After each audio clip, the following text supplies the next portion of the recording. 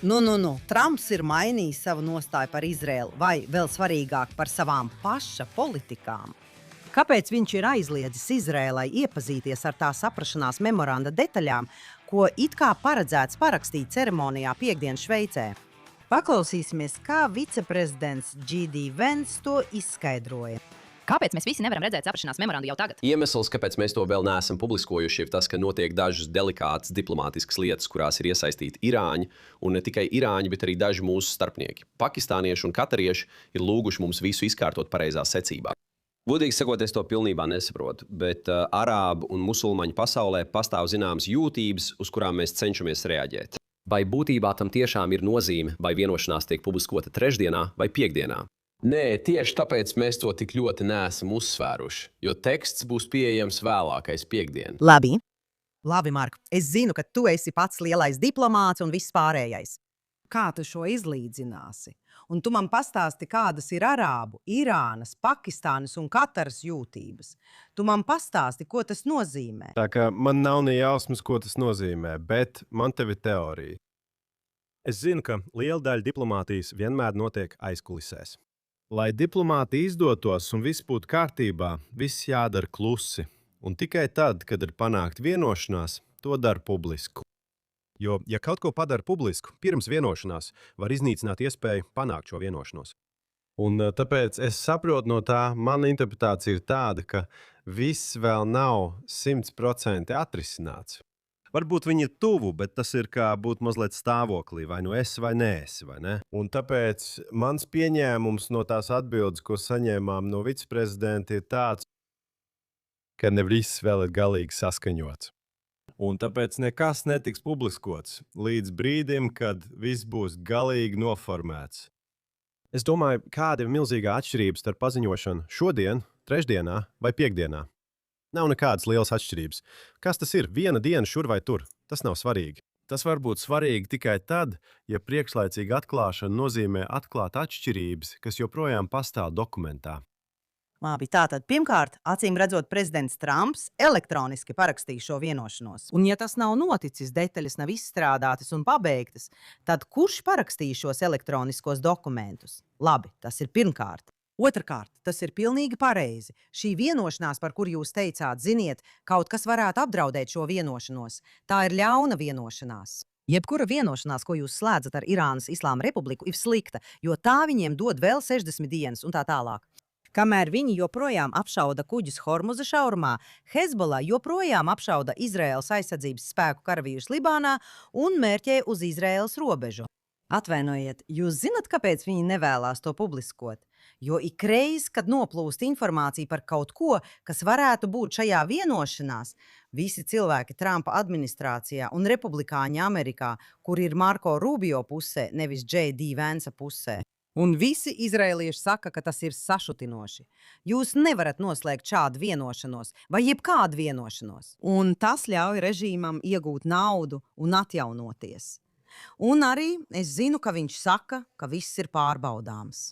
Muļķības. Labi, tu zini, tagad tu nepiekrīti tam, ka jebkurš darījums šajā gadījumā ir slikts darījums. Tātad aplūkosim Trumpa administrāciju caur tās pašas retorikas prizmu, labi? Trumpa administrācija teica, ka viņi nemaz negribēja šo karu. Viņi bija spiesti iesaistīties karā tikai tāpēc, ka Irāņi nebija gatavi diplomātiski izdarīt nepieciešamās piekāpšanās, lai vienreiz un uz visiem laikiem izbeigtu savu kodolprogrammu. Tas bija Trumpa administrācijas viedoklis. Un Trumps atkal un atkal teica, es dodu priekšroku šo jautājumu risināt diplomātiski, bet ja viņi nesadarbosies, tad mums nāksies izmantot stingrākus līdzekļus. Un tieši tā arī notika. Bet nav šaubu, ka jau no pirmās dienas Trumps pauda vēlmi panākt diplomātisku risinājumu. Bet ne, kā viņš pats teica, viņa vārdiem. Nevis Obamas izdevīgs darījums Irāņiem, bet gan vienošanās, kas patiešām vienreiz un uz visiem laikiem izbeidz viņa kodolprogrammu. Tagad es apgalvotu, es zinu, ka tu tam nepiekrīti, bet tieši to Trumpa administrācija konsekventi teica pēdējos mēnešos. Es apgalvotu, ka tas, ko viņi tagad ir izdarījuši, ir tas, ka viņi paši sev ir ļoti nodarījuši pāri no sava skatpunkta. Nevis no Izraēlas skatpunkta, nevis no Rūtīs Blumentāls skatpunkta, nevis no Marka Regas skatpunkta, bet tieši no sava skatpunkta viņi ir sev nodarījuši pāri. Kāpēc? Tiklīdz jūs tagad ieejat šajā 60 dienu procesā, kad ir pamiera režīms un šaurumi ir atvērti un Irāņi var sākt eksportēt savu naftu, Tādējādi viņiem sāk ienākt nauda, kas viņiem līdz šim ir trūcis. Citiem vārdiem sakot, jūs esat noņēmuši ekonomisko spiedienu.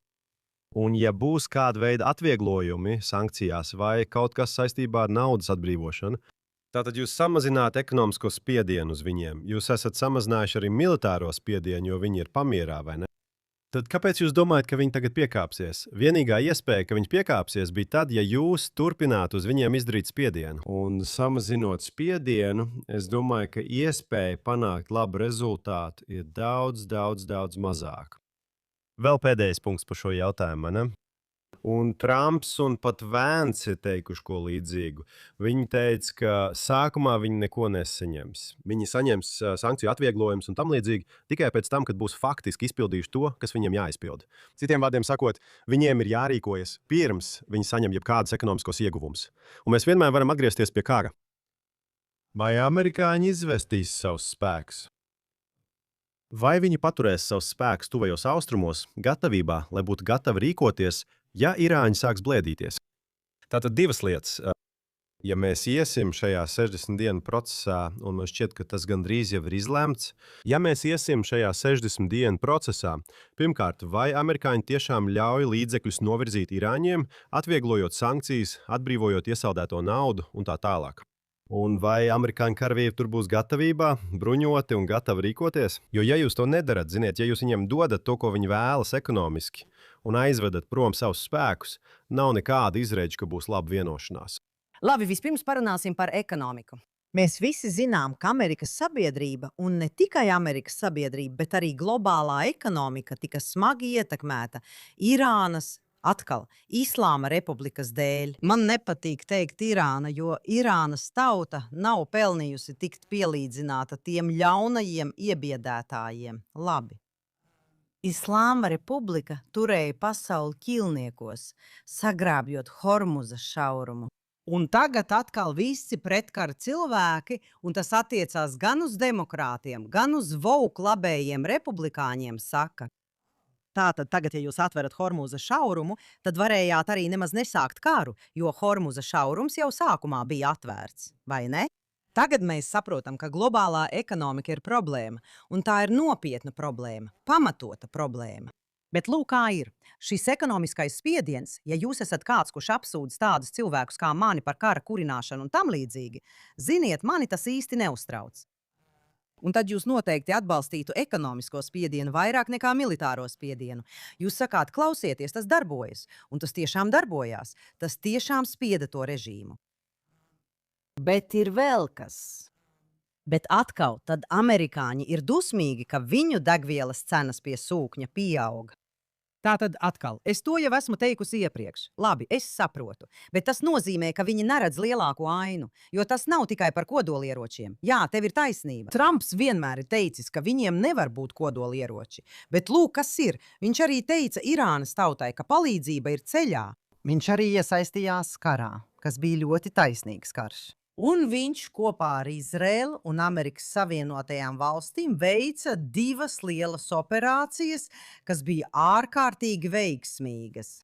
Un būtība ir tāda, ka viņi bija uzvaras pozīcijā. Pat Trumps teica, mēs esam iznīcinājuši viņu gaisa spēkus, mēs esam iznīcinājuši viņu floti. Mēs esam iznīcinājuši viņu ēkas, viņu infrastruktūru. Mēs esam iznīcinājuši viņu līderus. Tika likvidēti divu dažādu līmeņu līderi. Tad ļaujiet man jums pajautāt, kad jūs uzvarat un esat iznīcinājuši visus šos cilvēkus, un jums ir tie džihādistu islamisti, kas tur Hormuza šaurumu ķilniekos, viņiem tas nerūp. Viņi nogalinās visus savus cilvēkus, lai tikai paliktu pie varas. Tad jūs kapitulējat. Tad jūs sakāt, noslēgsim vienošanos. Tā nav diplomātija. Tas nozīmē, ka tā ir kapitulācija. Diplomātija. Es teiktu, vispirms uz mirkli aizmirstiet šo vārdu. Kad jūs uzvarat karā, jūs vēlaties, lai zaudētāji lūgtu mieru. Jūs nesakāt, labi, mēs visu šo esam izdarījuši. Un tagad, tāpēc, ka tie puiši mūs tur pie Rīkles, Hormuza šaurumā, mēs sēdīsimies pie sarunu galda ar viņiem un pēkšņi arī teiksim par viņiem jaukus vārdus. Tas ir sašutinoši. Esmu nikna. Tāpēc es mēģinu analizēt, kas notiek. Un varbūt Trumps man pārsteigs. Un varbūt viņš panāks lielisku vienošanos, un varbūt Irāņi tiešām maksā augstu cenu, bet šobrīd es to neredzu. Es redzu, ka Amerika ir devusi Irānai, precīzāk režīmam, iespēju atdzimt, vai ne? Un ja tiešām notiks ASV spēku izvešana no reģiona, un ja tiešām būs ekonomiskā atvieglojuma sniegšana Irāņiem, es domāju, ka viņa motivācija izdarīt tās piekāpšanās, ko Trumps līdz šim ir prasījis, būs ļoti grūti panākama. Un varbūt būs jāatgriežas pie kara, jo es neredzu, ka Irāņi, ja viņiem viss ir labi un ērti, viņi neies uz kompromisiem. Tomēr es tev teiktu sekojošo. Tu saki, ka tu uzvari, tad kāpēc apstāties? Un tāpēc es zinu no militāriem konfliktiem, kuros Izraela ir bijusi iesaistīta, pat ja tu esi priekšā militārā konfliktā, tas nenozīmē, ka tev automātiski vajadzētu turpināt. Ir tā saucamais dilstošās atdeves likums, dažreiz ir jāapstājas, kamēr esi vadībā. Ir problēma ar Izraēlas kariem, Amerikas kariem, kur rodas tā saucamā misijas paplašināšanās, ka tu turpini iet tālāk. Kad esi iesaistīts militārā darbībā, tev katru dienu ir jāizvērtē, uz kurien tas viss virzās. Vai es esmu uz dilstošās atdeves līknes? Vai es tagad esmu priekšā? Ir pienācis laiks atkāpties un izmantot savas priekšrocības citādā veidā. Un tā doma, ka tev ir jāseko šim līdz pašām beigām, dažreiz ir patiesa, bet dažreiz nav. Es gribu pateikt vēl vienu pēdējo lietu par Irāņiem. Vai ne? Mēs nezinām, kas notiek Irānas iekšienē. Vai ne? Vai ir iespējams, ka režīms tiešām ir uz sabrukuma robežas? Vai ir iespējams, ka šī pamiera laikā Irānas tauta izmantos klusumu, lai saceltos pret režīmu? Vai ir iespējams, ka visu notikušo dēļ Trumps tagad iegūst laiku, lai Irānā notiktu pārmaiņas? Vēl viena teorija ir, ka Trumps vienkārši vēlas sagaidīt novembri, lai aiz muguras būtu vidustermiņa vēlēšanas, un tad viņš varētu dot prettriecienu un ļoti spēcīgu. Labi, ļaujiet man atbildēt uz vienu no šiem jautājumiem. Mēs zinām, kas notiek Irānā, ka joprojām tiek izpildīti nāvessodi pret nevainīgiem cilvēkiem. To mēs zinām. Mēs zinām, ka to, ko jūs saucat par klusumu, varbūt režīms netiek bombardēts, bet Irānas cilvēki joprojām ir izbiedēti. Viņiem nav ieroču, un viņi nevar pretoties. Un ir taisnība, ka prezidents Trumps pilnīgi pareizi saka, ka daudzi līderi, daudzi revolūcijas sargi un basiģi tika iznīcināti. Un jā, tu esi pareizi, tas ir dilstošās atdeves likums. Bet šajā gadījumā, ko es gribēju teikt, ir tas, ka tagad viņš vēlas noņemt savu blokādi pret Irānas Islāma Republiku un Hormuza šaurumu. Nevis pateikt, nē, jūs to atverat šajā brīdī starptautiskajai kuģniecībai. Un ja nē, mēs jūs atkal bombardējam. Un ja nē, mēs jūs atkal bombardējam. Nē. Un es piekrītu par dilstošās atdeves likumu. Bet patiesībā amerikāņi nav tikuši nogalināti. Kara gaitā bija daži gadījumi, bet pēc jebkuriem militāriem standartiem ļoti, ļoti maz. Un izrēliešiem tas pats. Labi, bet patiesībā vairāk izrēlieši ir tikuši nogalināti. Un ne Irānā, bet Libānā. Un lūk, kas par to ir svarīgi, mēs to zinām. Tāpēc es nezinu, par kādu dilstošo atdevi šajā gadījumā mēs runājam. Otrakārt, ziniet, visiem šiem cilvēkiem man jāsaka, man pat vienkārši patīk, kā mani sauc sociālajos tīklos, piemēram, par ziofrīku. Un tas vismaz ir viens, ko es varu šeit pateikt, jo pārējie piemin ķermeņa daļas, sieviešu ķermeņa daļas un visu pārējo. Ļoti antisemītiska, pret Izrēlu vērsta, pretīga retorika no labējiem. Bet kāpēc es vispār to pieminēju? Jo visiem tiem cilvēkiem es gribētu teikt, ka esmu bijusi liela prezidenta Trumpa aizstāve, esmu bijusi republikāne, esmu viņu atbalstījusi. Izrēlieši un Irānas tauta viņu ir atbalstījuši. Atbalstījuši viņu nevis tāpēc, ka viņš būtu kara kurinātājs vai kas tam līdzīgs, bet tāpēc, ka viņš bija vēstures pareizajā pusē. Viņš bija kopā ar labajiem pret ļaunajiem.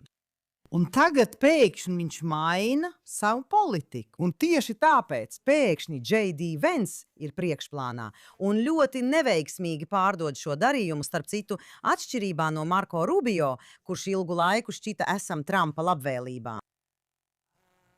Tāpēc es gribētu zināt, kāpēc tad, pat ja viņš mainīja savu politiku ekonomikas, vidustermiņa vēlēšanu vai kāda cita iemesla dēļ, viņam ir jāsāk mutiski uzbrukt Izrēlai. Ko Izraela viņam vispār ir nodarījusi, izņemot to, ka ir bijusi viņa pusē, palīdzējusi viņam, iedrošinājusi viņu un nav piespiedusi viņu doties karā. Un es vienkārši uz mirkli paklausīsimies, ko prezidents Trumps teica par Izrēlu. Tagad es neesmu apmierināts ar to, kā Izraela rīkojusies attiecībā pret Libānu un Hezbollah. Viņiem vajadzēja to spēt izdarīt ātrāk. Tas vienkārši turpinās bezgalīgi. Un, kad tas notiek, tas met ēnu par lielo darījumu. Un tas ir darījums ar Irānu.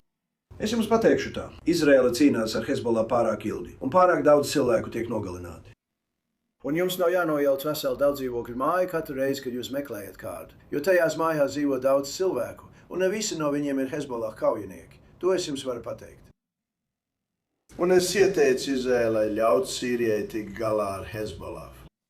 Jo, godīgi sakot, es domāju, ka viņi ar to tiktu galā labāk. Vai es varu atbildēt? Trumps šeit saka dažas lietas, kas ir loģiski pretrunīgas. Un viņš saka kaut ko tādu, kas, manuprāt, ir patiešām interesanti.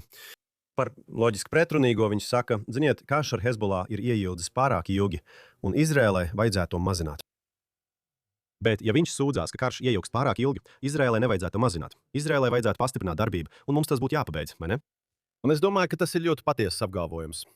Un vēl vienā vietā viņš teica, ziniet, nevienu Izrēlā raķetes nenogalināja. Tātad nebija iemesla, lai Izrēla reaģētu tā, kā mēs reaģējām. Kad 2 amerikāņu helikopteru piloti arī netika ievainoti, bet Amerika, viņš pats redzēja nepieciešamību reaģēt. Un tāpēc daudz kas no tā, manuprāt, ir tas, ka viņš ir delikātās sarunās ar Irāņiem. Un no viņa skatu punkta izrēlieši viņam sagādā problēmas, jo viņš dod Irāņiem argumentus. Jums ir jāaptur izrēlieši. Neesmu pārliecināts, cik nopietni tas ir. Kas man šķita interesanti, bija viņa komentārs par sīriešiem. Un patiesībā, manuprāt, tas ir smieklīgi, jo Izraela ir rietumvalsts, tāpat kā Amerikas Savienotās valsts, un mums ir demokrātiskas vērtības, un mēs vienkārši neejam un neslapkavojam nevainīgus cilvēkus. Bet to nevar teikt par Sīrijas valdību. Un visa doma ir tāda, ka Izraela iznīcina daudzdzīvokļu ēkas, kurās iespējams ir gan civiliedzīvotāji, gan Hezbollah, vai ne? Ja sīrieši patiešām iesaistītos, es domāju, ka jūs redzētu diezgan lielu slaktiņu. Mēs zinām, kas ir Sīrijas režīms, un ir interesanti, ka viņš to teiktu. Es domāju, no tā izriet, ka Izraela nav pietiekami piesardzīga attiecībā uz civiliedzīvotāju upuriem. Un kaut kā sīrieši būs piesardzīgāki. Bet runājot par lielāko jautājumu, Izraela atrodas Dienvidlibānā. Mēs iznīcinām Hezbollah infrastruktūru tur. Tas ir labi, ka mēs tur esam. Mēs tur darīsim svarīgu darbu, un mēs paliksim tur tik ilgi, cik būs nepieciešams. Bet Austrumlibānā, tā sauktajā Bekās ielejā, ir dažāda veida Hezbollah infrastruktūra, kas atrodas tieši uz robežas ar Sīriju. Vai prezidents Trumps aicina sīriešus šķērsot robežu uz šiem Hezbollah bastioniem Austrumlibānā, Bekās ielejā, un būtībā saka, ko izrēlieši dara dienvidos, jums jādara austrumos?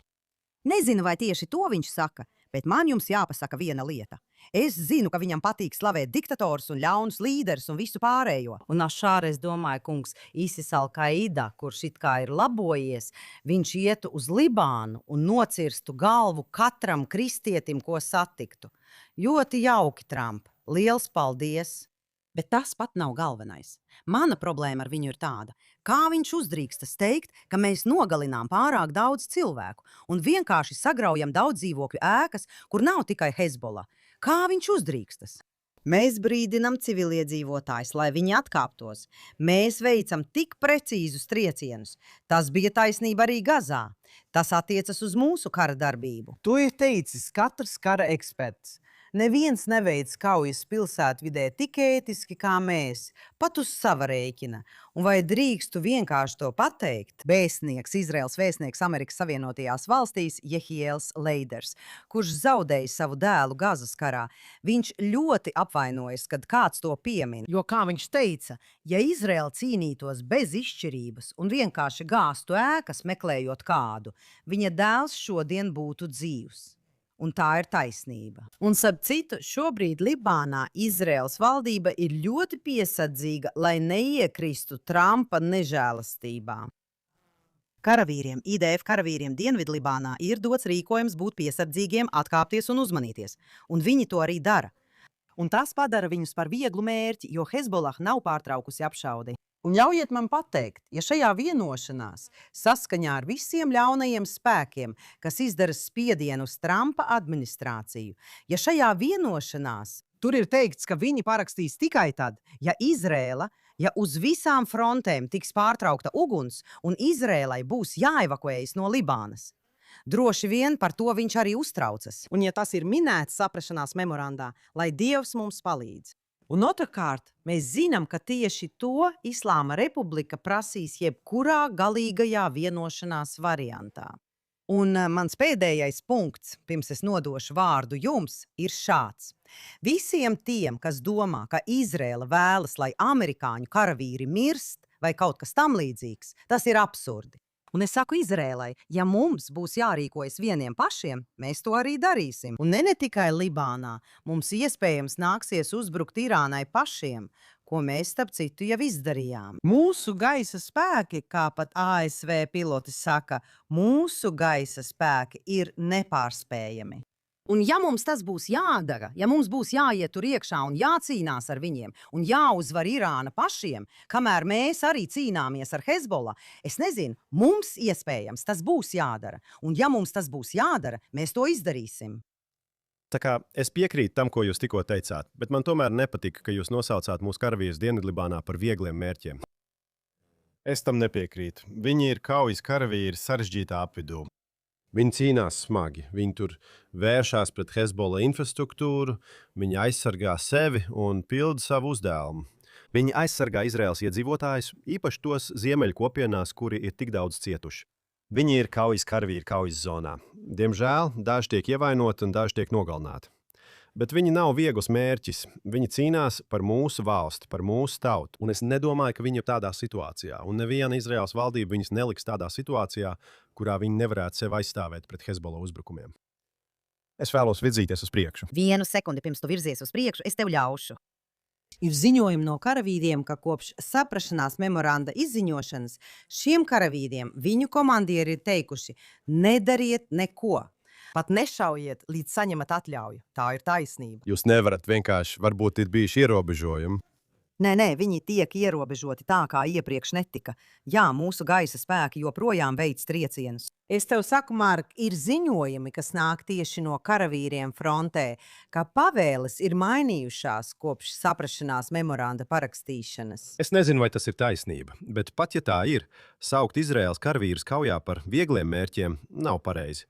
Viņi tur ir, viņi ir stipri, viņi cīnās un dara savu darbu labi. Vai ir noteikti ierobežojumi lielāku politisku iemeslu dēļ?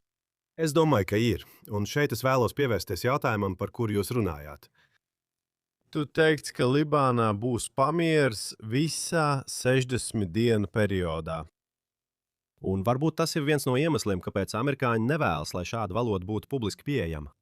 Jo pamieris ir neskaidrs jēdziens. Pamieris var nozīmēt dažādas lietas. Irānas interpretācija par pamieru šķiet tāda, un viņi to arī saka, ka Izrēlai ir jāatgriežas pie starptautiskās robežas un jāizstājas no Libānas, ļaujot Hezbollah atkal pārņemt kontroli. Pamieris var arī nozīmēt, ka Izrēla apstājas tur, kur tā ir, un saglabā kontroli pār visu teritoriju Dienvidlibānā, ko tā pašlaik kontrolē, līdz sarunas to maina. Un šeit es vēlos pateikt sekojošo. Un es gribētu teikt Baltajam namam, klausieties, ja jūs vēlaties ļaut Irānai atkal pārņemt kontroli pār Libānu un atkal novest šo valsti uz ceļa, kur tā uz visiem laikiem paliek kā izgāzusies valsts. Jā, Irānas okupācijas apstākļos tā ir pareizā politika.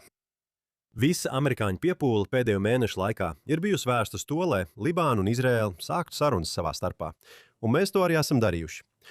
Un mūsu vēstnieks, kur jūs iepriekš citējāt citā kontekstā, ir vadījis šīs sarunas Vašingtonā. Un mums ir bijušas sarunas starp militāriem pārstāvjiem. Un Libānas valdība saka, ka viņi vēlas, lai Hezbollah tiktu atbruņots. Viņi vēlas atjaunot Libānas suverenitāti. Bija pat runas par izmēģinājumu projektu, kurā Izraēla atkāptos no noteiktas teritorijas un Libānas armija ieiet tās vietā.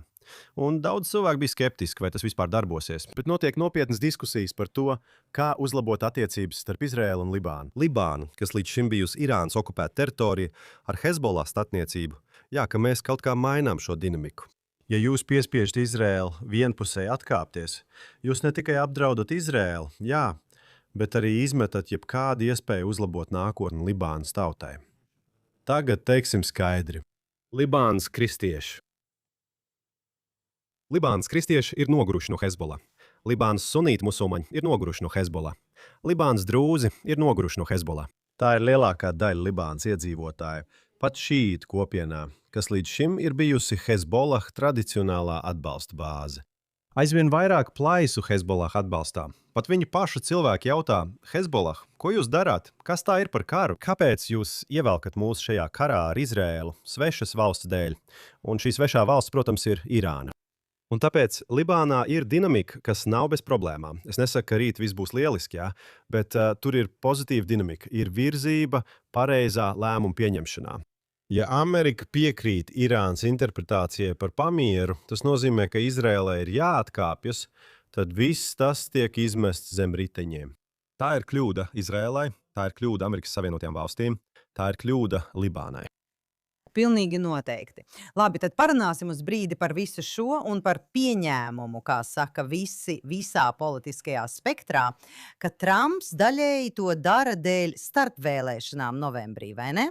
Tagad, lai paskaidrotu tiem, kas nezina, kas nav amerikāņi, jo ne visi ir amerikāņi, ka starpvēlēšanas novembrī Trumps šajā starpvēlēšanās nekandidē. Tas ir tāpēc, ka Republikāņu partijā šobrīd notiek priekšvēlēšanas, un Trumps atbalsta kandidātus Republikāņu priekšvēlēšanās, cerot, ka viņi uzvarēs. Bet novembrī viņi sacentīsies pret demokrātu kandidātiem. Ja republikāņi starpvēlēšanās zaudē pārstāvju palātu un senātu, tas nozīmē divas lietas. Viena no tām ir impeachment process pret Trumpu, tāpēc viņam ir ļoti svarīgi nezaudēt abas palātas, vai ne? Un, manuprāt, tas ir arī slikti Amerikai. Patiešām slikti. Gan kā amerikānietei, gan kā izraēlietei. Es domāju, ka Amerikai tas būtu briesmīgi, ja demokrāti pārņemtu pārstāvju palātu un senātu. Bet te ir mana teorija, ko šķiet neviens nepamana. Un tas ir, es domāju, ka viņam, Trumpam, es domāju, ka republikāņiem ir labākas izredzes uzvarēt, nezaudēt vietas vidustermiņa vēlēšanās kongresā. Ja viņi ir uzvarētāju pusē, nevis kapitulācijas pusē, nevis Takera Kārlsona, Meganas Kellijas, nevis Džeja Dīvensa pusē. Man šķiet, tagad tas arī balstās uz aptaujām un tam līdzīgām lietām. Jā, amerikāņi no visām dzīves jomām vēlas, lai viņu degvielas cenas būtu zemākas. Bet, kad runa ir par Amerikas varu un diženumu, un galu galā, kas tad īsti ir sauklis? Padarīsim Ameriku atkal diženu? Amerika nevar būt vāja zaudētāja starptautiskajās attiecībās un nevar atdot savu varu kādai niecīgai teokrātijai, ka tā uzvarēja un grasījās padarīt pasauli par labāku, drošāku vietu. Un tāpēc, ja viņam prātā ir starpvēlēšanas, es domāju, ka viņš pieļauj milzīgu kļūdu. Tāpēc mēs pagaidīsim un redzēsim, bet ir skaidrs, ka Trumps nevēlas, lai viņam otrajā termiņā pēc starpvēlēšanām būtu rokas sasiets. Viņš nevēlas nonākt situācijā, kurā viņu impičo, un viņam ir jātiek galā ar visām šīm lietām kongresā, kā arī viņa augstākos amatpersonas impičo. Mēs zinām, kas var notikt, ja viņš zaudē kontroli pār kongresu. Tagad patiesībā, cik es saprotu, iespējas, ka viņš zaudēs senātu, ir teorētiski iespējamas, bet lielākā daļa ekspertu uzskata, ka tas nenotiks. Pārstāvju palāta ir īstā palāta, kas nozīmē, ka viņi patiesībā nevar impičot, jo senātam viņš ir jāimpičo. Bet tomēr tas ir laiks, tas ir ieguldīts darbs, tas ir darbs ar kongresu, tas ir sarežģītāk, un tas ir laiks, ko viņš labprātāk pavadītu savos pēdējos 2 gados, lai atstātu vēsturisku iespaidu. Bet es tev piekrītu, ka ja viņam būtu bijusi nopietna uzvara pār irāņiem, tas viņam būtu palīdzējis vēlēšanās. Bet viņš redz lietas, ko ne tu, ne es neredzam. Vai ir iespējams, ka viņš domāja, ka nebūs ātra risinājuma? Varbūt viņš bija pieņēmis izsīkuma stratēģiju, kur ekonomiskais spiediens, militārais spiediens, un gal galā tas nostrādās, bet varbūt tas nenostrādās līdz novembrim. Es gribētu šeit pateikt kaut ko, kas, manuprāt, ir jāpasaka. Ja mēs tagad ieiesim 60 dienu klusuma periodā, teorētiski, lai redzētu, vai viņi var panākt šo vienošanos, un, kā jau iepriekš teicu, es domāju, ka bez spiediena esmu ļoti skeptisks, vai būs iespējams panākt, lai irāņi piekrist lietām, kam viņi līdz šim nav piekrituši. Bet, ja mēs ieiesim 60 dienu klusuma periodā, rodas arī jautājums, ko darīt ar šo klusumu. Es došu jums piemēru. Jūs varat būvēt un paplašināt cauruļvadus no Persijas līča, kas šķērso Sauszemi uz Vidusjūru, vai citiem ūdens ceļiem, lai ierobežotu Irānas kontroli pār naftas piegāžu sastrēgumu punktu. Es domāju, vai jūs izmantojat šo laiku tā, lai, ja mēs tuvākajā nākotnē atgriezīsimies pie kaujām, mēs būtu labāk sagatavoti tikt galā ar draudiem, ko radīs Irāņi? Nav iemesla, lai šis sastrēguma punkts pastāvētu. Bija cauruļvadi no Saudarābijas, no apvienotiem Arābu Emirātiem uz citām vietām, lai izvestu naftu un gāzi no šī reģiona, bet tie nebija pietiekami attīstīti. Vai tagad tuvāko mēnešu laikā, pirms mēs atgriežamies pie kaujām, tiks izveidota infrastruktūra, kas samazinās Irānas spēju turēt pasauli ķilniekos ar savu enerģētisko sastrēgumu punktu? Labi, tu pieminēji vidustermiņa vēlēšanas. Parunāsim par mūsu vēlēšanām Izrēlā, kas tuvojas. Ļoti īsi, jo mūsu laiks tuvojas beigām. Mēs teicām pagājušajā nedēļā un aizpagājušajā nedēļā, ka līdz nākamās nedēļas podkāstam mums jau būs vēlēšana datums. Mums vēl nav noteikts datums Izraēlas vēlēšanām. Bet to sakot, mēs pēc izslēgšanas metodes zinām, ka visticamāk runa ir par oktobra otro pusi, kas nozīmē, ka Knesets būs nostrādājis pilnu termiņu. Un izskatās, ka tās ir datumi, kurus vajadzētu pierakstīt. Vai nu 20 vai 27. oktobris. Uz tiem arī liek likmes zinošie. Izraēlas vēlēšanas 20 vai 27. oktobris. Citiem vārdiem sakot, tikai dažas dienas pirms vidustermiņa vēlēšanām Amerikā. Nē, varbūt gan. Tas patiesībā ir ļoti interesanti. Labi, ar šo nomācošo domu, vai varbūt jūs neesat nomākta, bet es par to esmu ļoti dusmīga un nomākta. Mēs tiksimies atkal nākamnedēļ. Es ar nepacietību to gaidu. Un es gribētu pateikt vēl vienu pēdējo teikumu ar nelielu sadzīviskas regēju gudrības devu. Nekad nav tik labi, kā šķiet, bet arī nekad nav tik slikti, kā šķiet. Starp citu, es tam nepiekrītu. Bet, starp citu, mūsu nākamais podkāsts tiks pārraidīts no samita, JNS samita, kas notiks šajā nedēļas nogalē un turpināsies arī nākamajā nedēļā. Tiekamies tad!